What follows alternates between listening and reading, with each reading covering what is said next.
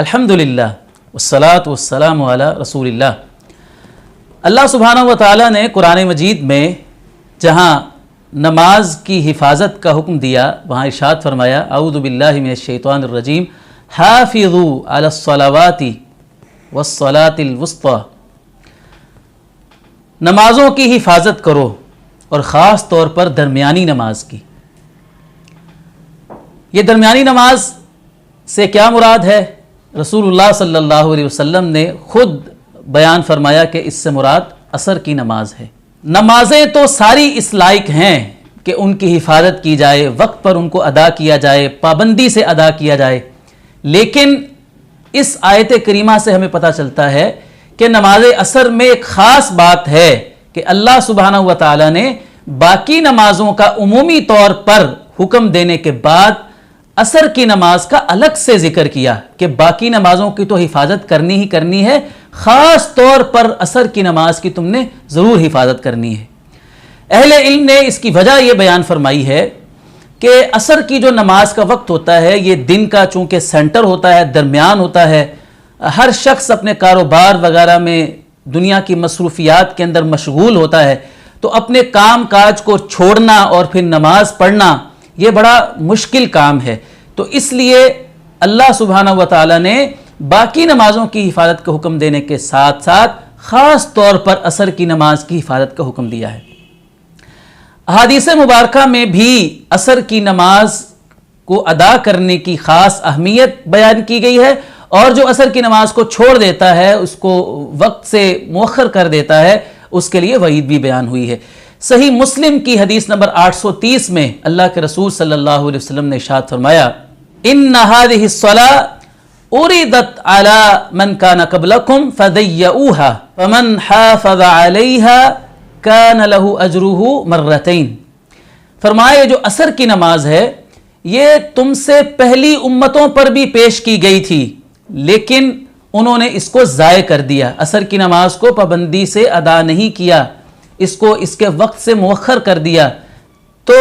فرمایا کہ میری امت میں سے جو شخص اس نماز کی حفاظت کرے گا، پابندی سے اس کو ادا کرے گا، وقت پر ادا کرے گا، کان لہ اجرہ مرتین، اللہ تعالیٰ اس کو دوہرا ثواب عطا فرمائیں گے۔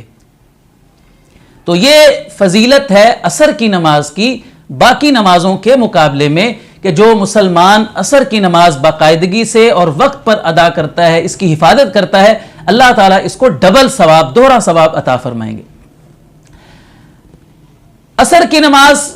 کو فوت کر دینا، اتنا مؤخر کر دینا کہ اس کی نماز کا وقت نکل جائے، مطلب سورج غروب ہو جائے، مغرب کی نماز کا وقت شروع ہو جائے اور ایک شخص ابھی تک عصر کی نماز ہی نہ پڑھ پائے،